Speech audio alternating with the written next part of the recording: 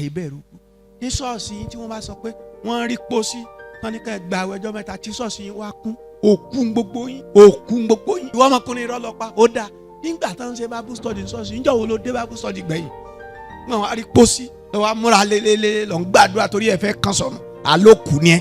Ọ gbọ́dọ̀ gbọ́ ọ̀rọ̀ yín rere kó gbàgbọ́ kó lè bá a dá láàyè. Olúwa ti sọ mí dálá, ó sọ wá di àìkú. Tẹ́ bá ń kọrin àìkú o, àìsà o, Ọlọ́run wa ìwọ nìkan lógo.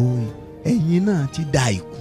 Ẹ bá ti gbà yín rere, àìkú ti wọnú ẹ̀. Ayọ̀ ti wà nìyẹn táwa fi ń torí ẹ̀ takú sínú iṣẹ́ Olúwa. Tá a sì ń ṣe gbogbo tá à ń ṣe ni pé ó dá wa lójú wípé a ní ayé kan lẹ́yìn ikú.